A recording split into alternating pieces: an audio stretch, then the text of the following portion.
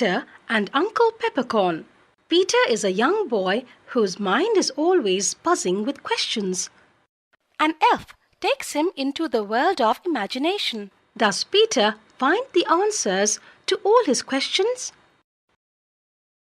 Oh, how I wish everybody would answer everything I ask them. Do you really wish that? Said a little voice at his elbow. Peter looked up. Who are you? It doesn't matter who I am. You may call me Uncle Peppercorn. Come on, hurry up. We've got a long way to go before morning. The little man jumped onto Peter's shoulder. Hang on tight. Here we go.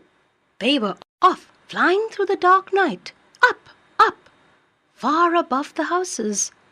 They went among the stars until Peter couldn't tell where they had come from. All the stars were blinking and twinkling around them. They finally landed on a beautiful star. Where are we? Where's the earth?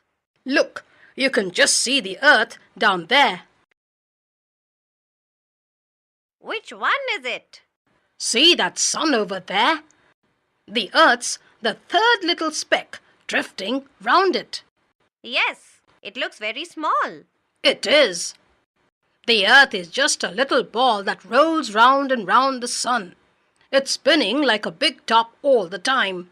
So the people on one side of it see the sun half the time, and the people on the other side see the sun the other half of the time. Day and night, you know. Uncle Peppercorn picked up a bright, shiny stone and put it on a flat rock. Then he turned to Peter. Where's your top? My top? How did you know I had a top in my pocket? It doesn't matter how I know. Put it down here. Does this thing work? Sure, it works. Peter picked it up and set it spinning on the flat rock. It started to spin in a white circle round the bright stone that lay in the middle of the rock. Why, look, it seems as if it's going round the sun. Peter was still thinking of the earth and the sun, and the top looked just like a little planet going round and round a shining sun. Is that how the earth moves? That's right. The earth is like a great big top, and it turns around many, many times while it's going round the sun once. It seems to go quite slowly because we are so small. Peter looked at little Uncle Peppercorn and couldn't help smiling. Uncle Peppercorn was so very small. Uncle Peppercorn knew what Peter was thinking. He drew himself up to his full 3 inches. I'm just as big for me as you are big for you. And you're very small beside the earth, you know. I'm sorry. I didn't mean to be rude. That's all right. Uncle Peppercorn smiled again. You see, the earth is so much bigger than both of us that it only has to turn round once to make a whole day and night for us. And it takes a whole year to travel round the sun. Just then the top ran down, and Peter picked it up and set it spinning again.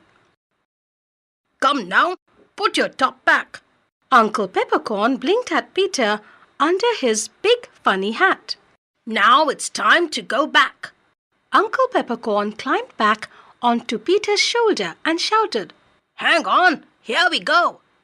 They were off in the big blue sky again, with all the stars twinkling around them. Peter lost track of where they were. For a moment he was afraid Uncle Peppercorn might not be able to find the earth among all the sparkling things. Then he saw it. It was the 3rd speck from the sun that was coming nearer and nearer. Suddenly they were back home.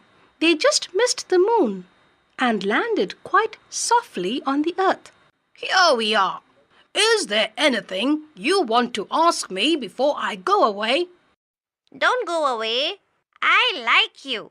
Aren't you going to stay with me? I'll be around if you need me, said Uncle Peppercorn, and then he disappeared.